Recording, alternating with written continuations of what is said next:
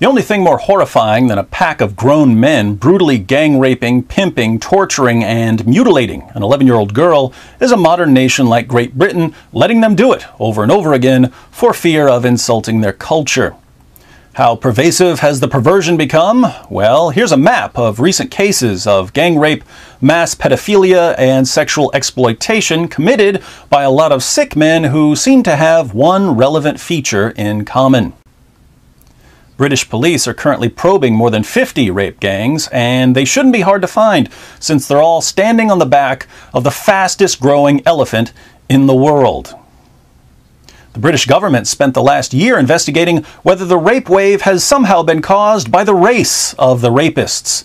Determined to refute a hypothesis put forward by no one ever, the government concluded there is no simple link between race and child sexual exploitation. Well then, country that gave us Sherlock Holmes, Father Brown, and Miss Marple, if race isn't the cause of our child sexual exploitation epidemic, maybe we can spot another feature held in common by such diverse figures as Abid Mohammed Sadiq of Derby, his partner Mohammed Liaquat, Mohammed Sajid of Rochdale, his partner Mohammed Amin, Mohammed Islam Chowdhury of Telford, his partner Mohammed Ali Sultan, Mohammed Karar of Oxford, and Mohammed Sheikh of London. What could all these Mohammeds possibly have in common? The judge said all of you treated the victims as though they were worthless and beyond any respect. One of the factors leading to that was the fact that they were not part of your community or religion. Most British leaders, of course, take it for granted that Islam has nothing to do with these attacks, just as it had nothing to do with the 9/11 attacks, or the 7/7 bombings, or the Madrid train bombings, or the Mumbai massacre, or the Fort Hood massacre, or the Boston Marathon bombing, or the beheading of Lee Rigby, or the deaths of the 270 million people killed in the name of Allah over the past 14 centuries. It's sheer coincidence that so many of these gang rapists and pedophiles share a common religious background, and that with several sets of brothers involved in these cases, the rape wave seems to be a family affair. This band of Mohammeds isn't lurking in the shadows. They're inviting family and friends to join them at rape parties, apparently without a clue that what they're doing is wrong.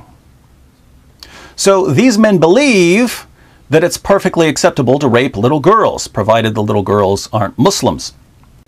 Now, I'm going to go out on a tautological limb here and say that what these men believe probably has something to do with their beliefs. Let's take a quick look at their beliefs. Chapter 3, verse 110 of the Quran says to Muslims, "You are the best of peoples ever raised up for mankind." Muslims are the best people in the world. What about Jews and Christians? Surah 98 verse 6 calls Jews and Christians the worst of creatures. According to Surah 3 verse 32, Allah has no love for unbelievers, people who reject Islam. So if non-Muslims are the worst of creatures and Allah has no love for us, what's the status of non-Muslim British girls? They're lower than cattle. But these claims in the Quran don't influence Muslims, right? My brothers, remain in your ranks and do not be scared of these filthy kuffar. They are pigs. Wallahi, they are pigs. Allah says they are worse than cattle.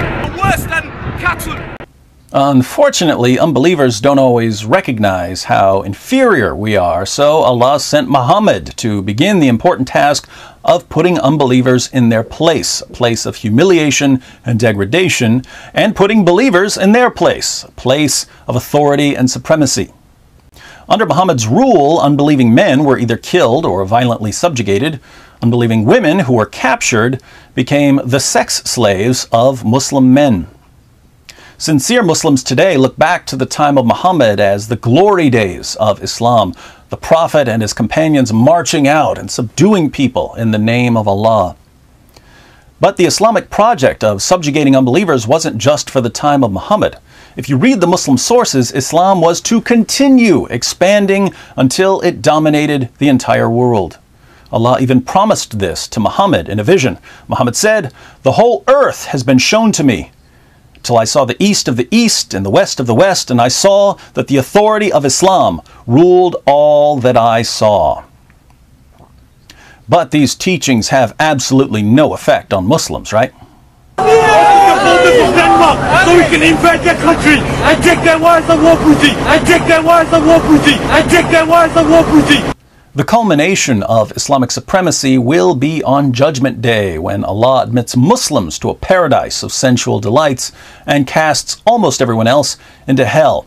I say almost everyone else because there's an important twist for those of you who aren't familiar with Islamic eschatology.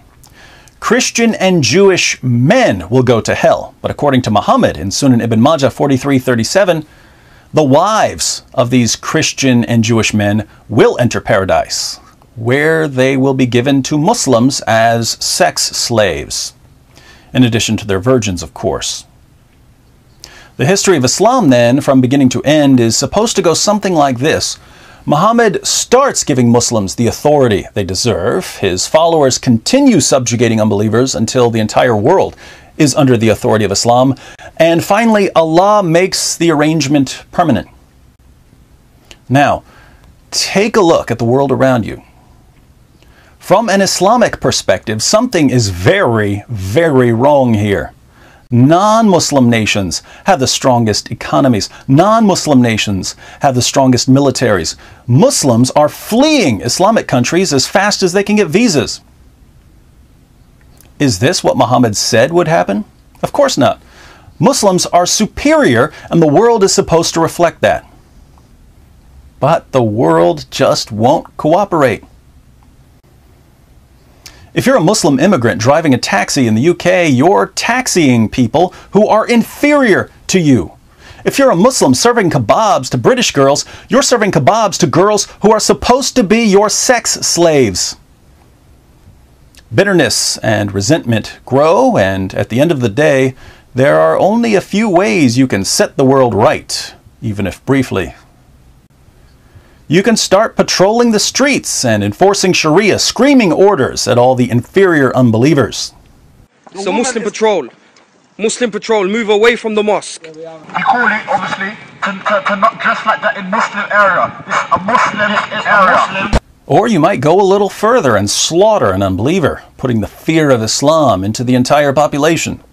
Do you think David Cameron is going to get caught in the street when we start busting our guns? Do you think your politicians are going to die? No, it's going to be the average guy like you and your children. Or you can climb on top of an 11-year-old British girl, degrade her in every possible way, and show her again and again what utter contempt you and your Muslim brothers and your God have for worthless creatures like her, creatures who, according to Allah Himself, are only fit to be the sex slaves of Muslims.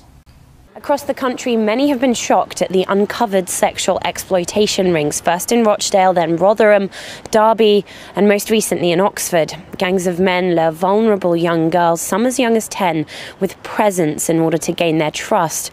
Then they force them to take drugs, rape them, and finally they sell them off into prostitution. The reported gangs are made up of Muslim men, their victims, young white girls. In a sane world, politicians and the media would relentlessly confront any ideology that produces such sickening disdain for some of the most vulnerable people in our society. Leaders would unite in saying, look, if your religion only lets you feel like a man when you're abusing unbelievers, prepare to have your religion mercilessly scrutinized. Instead, they assure us that Islam can't be a problem. After all, most Muslims live perfectly normal lives. While I'm willing to grant that most Muslims live far better lives than their religion commands them to live, this has nothing to do with whether we should criticize Islam.